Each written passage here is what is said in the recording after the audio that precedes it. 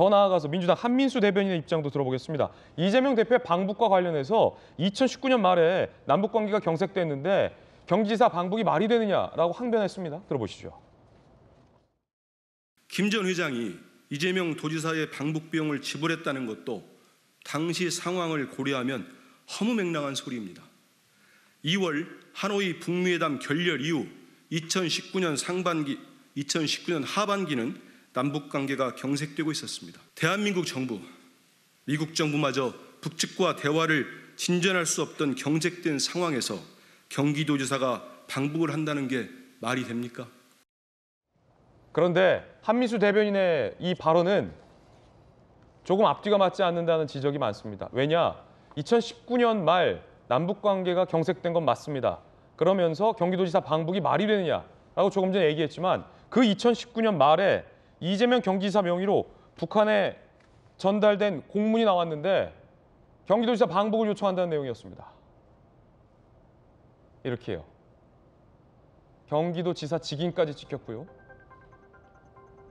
도지사를 대표로 하는 경기도 대표단이 초청을 정중히 요청하는 바다라고 북한에게 2019년 말에 경기도지사 직인까지 찍어서 경기도지사의 방북을 요청했다는 겁니다.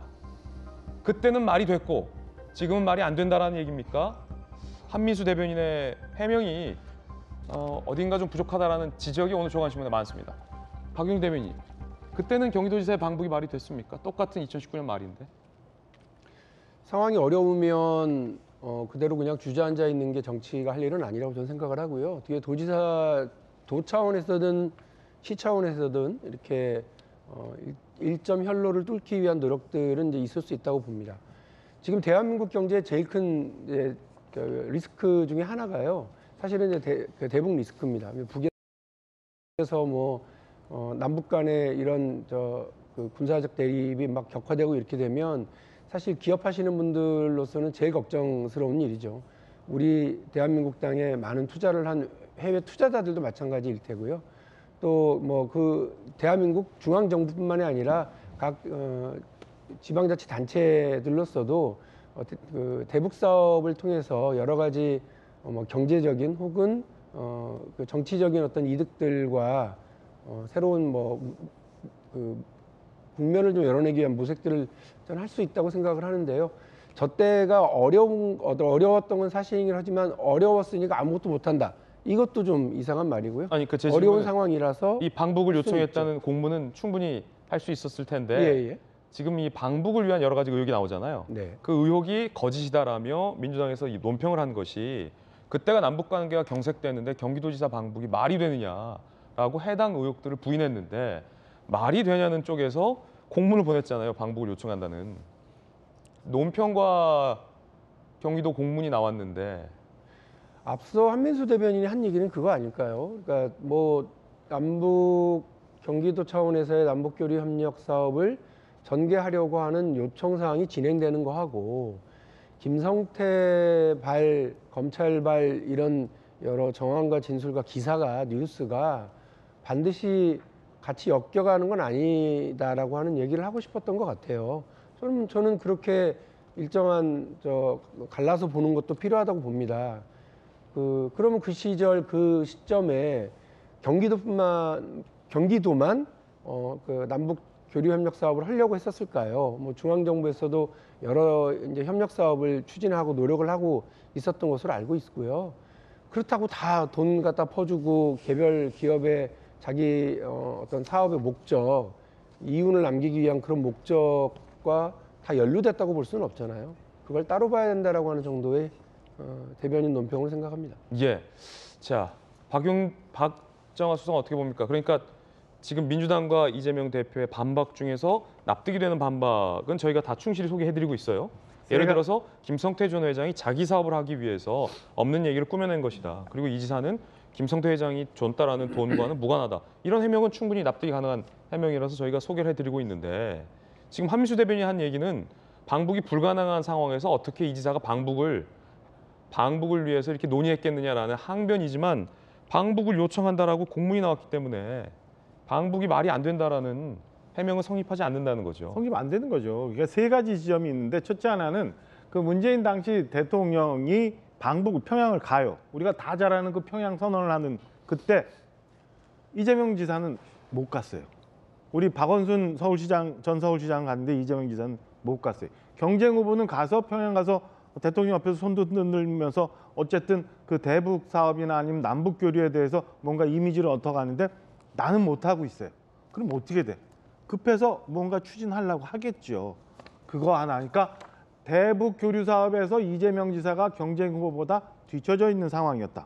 두 번째, 자 문재인 전 대통령이 그 남북 교류 사업을 진행하다가 하노이 노딜 때문에 지금 망가져 있는데 김수영 교수님 좀 전에 말씀 주셨던 게 딱 힌트인데 대통령도 못하고 박원순 전 시장도 못하는 걸 내가 해결할 수 있다라고 해서 2019년 말에 이런 일이 진행이 되는 거예요. 제일 큰 문제 마지막. 정상적이고 합리적인 방법으로 북한을 접촉을 해서 북한과 교류를 하는 방법을 찾아냈다.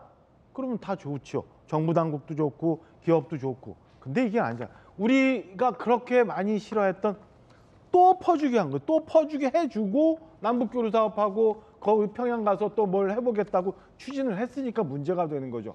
1억 달러가 1,000억이에요. 그리고 저 이재명 지사가 만약에 평양을 갔다면 그때 들어갔던 비용만 해도 40억이 되는 거고 이 이전에 이권 주겠다고 먼저 줬던 돈이 60억 된다는 거 아니에요. 이렇게 퍼주기 하면서 뒤에서 퍼주기 하고 앞에서는 나 몰라라 하고 내가 마침 남북 사업에 상징적인 인물인 것처럼 한 대권 프로젝트를 진행하던 와중에 나온 일이기 때문에 한민수 민주당 대변인이 얘기한 거는 그냥 그렇게 해서 또 물타기고 뒤로 넘어가고 어정쩡하게 마치 아닌 것처럼 얘기하는 거다라고 저는 반박을 하고 싶어요. 그러니까 이런 식으로 해서 국민들 자꾸 호도하지 말고 있는 그대로를 솔직하게 얘기하는 게 뒷감당을 할 수 있는 방법이라고 생각합니다. 왜냐면 이제 저 반론권도 중요하기 때문에 제가 계속해서 추가 질문 드리는 겁니다. 혹시 오해하는 게 있을까 봐 방북 요청을 해놓고 지금 방북이 말이 되느냐라고 하고 있기 때문에 그 말이 성립하려면 방북을 요청했던 저 공문이 경기도지사의 직인이 찍혀 있지만 이화영 부지사 선에서 경기도지사와 상의도 없이 북한에 방북을 요청했다면 지금 이 논평은 성립이 돼요. 이재명 지사는 방북이 말이 안 된다라고 그때도 지금도 생각하고 있었는데 지사 모르게 부지사랑 김성태가 서로 결탁해서 법카도 주고받는 사이라는 혐의가 있으니까 경기도지사의 직인까지 찍어서 북한에게 방북을 요청했던 거라면 지금 한민수 대변인의 방북이 말이 되냐는 성립이 되거든요. 혹시 그런 의미입니까? 다시 말씀드리지만 그 한민수 대변인이 하고자 하는 얘기는 김성태가 진술했다고 하는 이른바 범죄 혐의와 관련해서 그것과 무관하다라고 하는 얘기를 하고 싶은 거예요.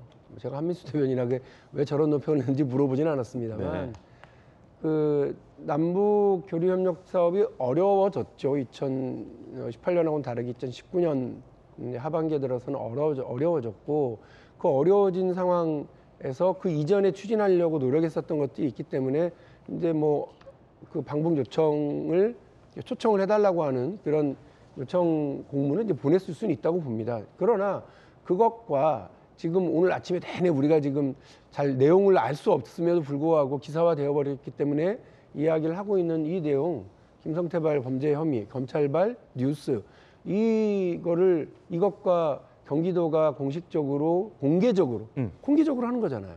공개적으로 진행한 이 사업이 반드시 다 같이 엉켜서 가는 건 아니다라고 하는 얘기를 하고 싶지 않았을까요? 저거 지금 그 김진 기자의 질문도 약간의 이렇게 바이어스가 있는 게 뭐냐면 지지사 모르게 했었을 거 아니냐. 이렇다면 괜찮다. 이렇다면 한민수 대변인의 말이 맞는 거 아니냐고 그러지만 제가 분명히 말씀드리지만 경기도는 저거를 비밀리에 보낸 게 아닐 거예요. 공문이에요. 공개적으로 하는 공개 사업이에요. 근데 그것을 하면서 김성태의 이런 그 행각과 이것도 같이 엮어서 볼 필요는 없다고 봅니다. 아까도 말씀드렸습니다만 그 검찰이 제대로 된 직접적인 증거, 이재명 그 당시 지사가 지시하여 김성태의 이 불법 행위들과 연관이 된 일이 벌어진 것인지를 직접적으로 그 찾아내야 돼요. 지금도 김성태는 누구와 협의를 해서 이렇게 되었는지에 대해서 그냥 예. 언급되는 사람은 김용, 뭐 이화영 뭐 이런 분들 아니겠습니까? 그러니까 직접적으로 이런 경우가 그 만들어진 것들에 대해서는 검찰도 지금 이걸 찾아내고 있지 못한 상황이라서 검찰의 분발 혹은 제대로 된 진상 규명이 좀 필요한 거 아니겠나 네. 싶습니다. 예.